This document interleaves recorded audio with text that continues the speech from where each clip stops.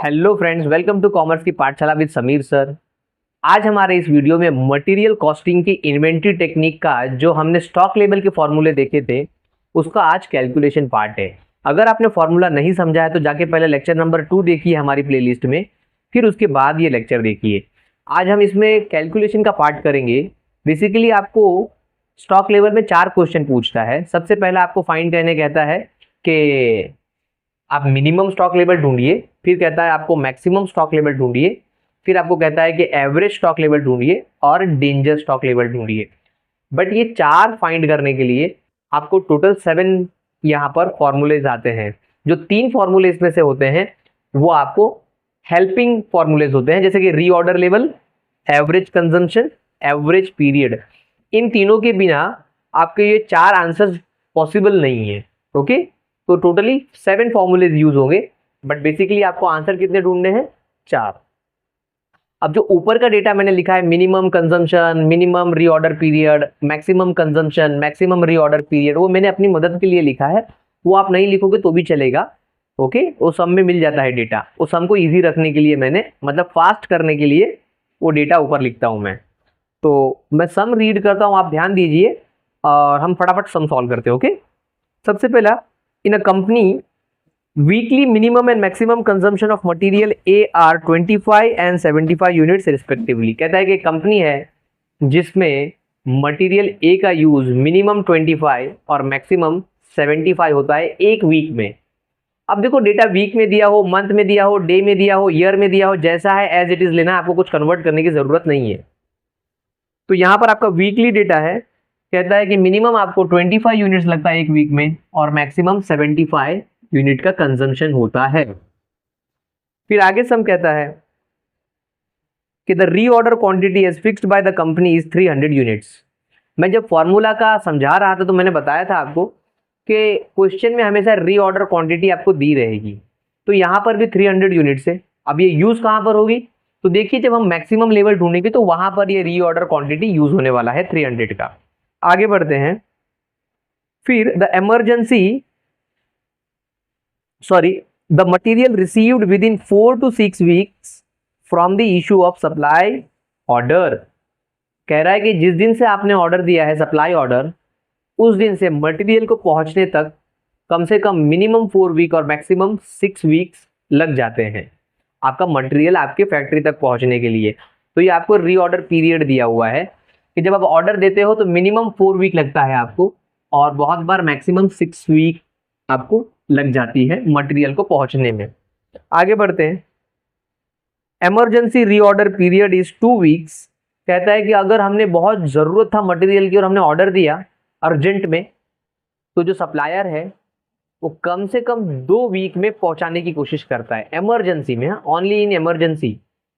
तो ये कहाँ पे यूज होने वाला है? जब हम डेंजर लेवल ढूंढेंगे तो वहां पर देखो, lead time for emergency purchase दिया है, वो यहां पे यूज होगा। ओके, आगे बढ़ते हैं। अब कहता है calculate minimum level, maximum level of material A, average level and danger level, draw a stock level chart. आपको चार्ट बनाने की जरूरत नहीं है। ओके, खाली यहाँ पर फॉर्मूलाज यूज करके हमको आंसर्स निकालना है। तो लेट मी स्टार्ट। सबसे पहला कौन सा है हमारे पास? Reorder level.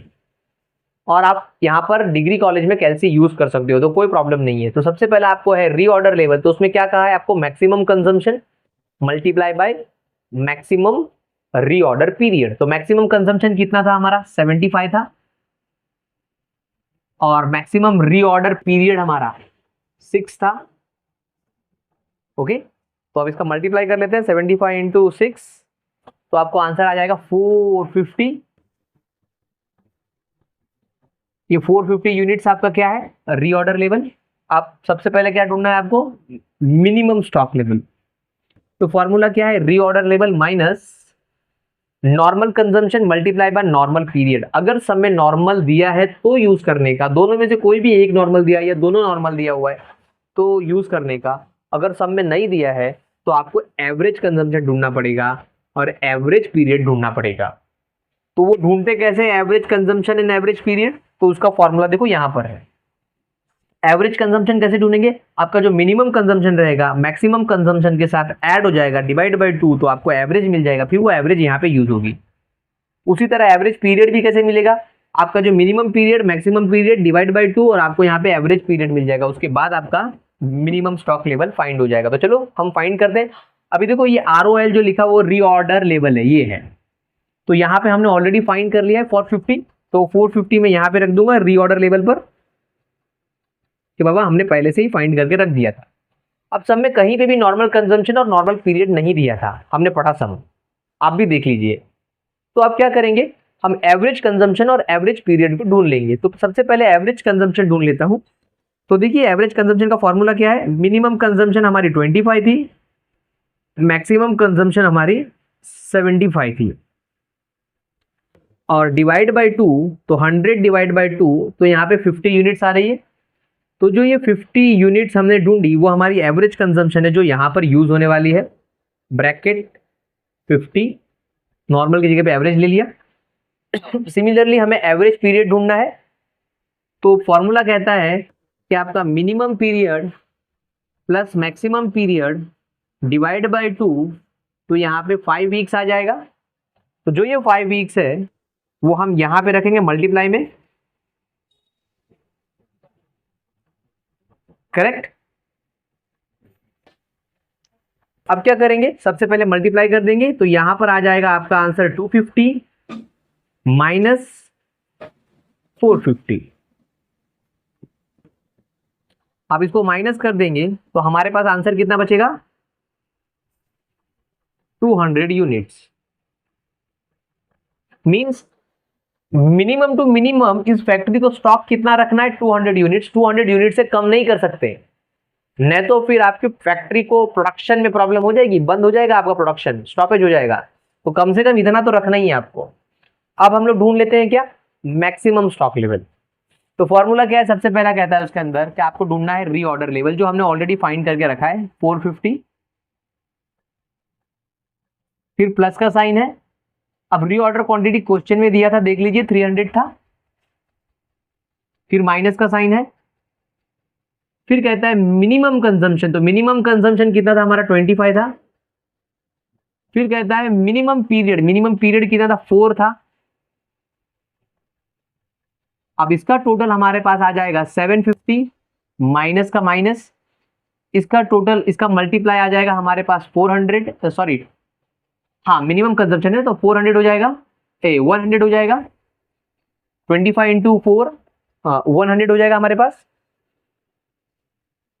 अब इसका माइनस कर दे तो हमारे पास 650 यूनिट्स हमारे क्या आ जाएंगे, आपका maximum stock level. Maximum stock level क्या रिप्रेजेंट करता है कि इस फैक्ट्री को मैक्सिमम टू मैक्सिमम इतना स्टॉक रखना है, इसके ऊपर स्टॉक स्टोरेज नहीं करना है, अदरवाइज स्टोरेज कॉस्ट हो जाएगा, कैरिंग कॉस्ट बढ़ जाएगा, प्रॉब्लम्स हो जाएगी। अब चलते हैं एवरेज स्टॉक। एवरेज स्टॉक बड़ा सिंपल था, आपका जो मिनिमम स्टॉक का आंसर आया है दैट इज 200, वो रख दीजिए, प्लस आपका जो मैक्सिमम स्टॉक का आंसर आया दैट इज 650, वो रख दीजिए, और डिवाइड बाय 2 कर दीजिए।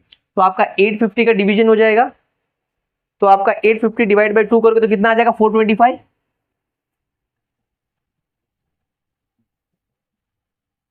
तो आपका 425 यूनिट्स आपका क्या हो जाएगा, एवरेज स्टॉक लेवल। अब आ गया danger level. Average stock level क्या होता है, मिनिमम स्टॉक लेवल और मैक्सिमम स्टॉक लेवल के बीच का स्टॉक लेवल को एवरेज कहते हैं। अब आ जाएगा आपका डेंजर स्टॉक लेवल। तो डेंजर स्टॉक लेवल में सबसे पहले क्या बोला, एवरेज कंजम्पशन, जो हमने ऑलरेडी ढूंढ के रखा था यहां पर 50 था। अब कहता है कि lead time for emergency purchase हमने देखा था 2 वीक्स था, तो इसका आंसर आ जाएगा हमारे पास 100। तो 100 यूनिट्स आपका डेंजर लेवल है।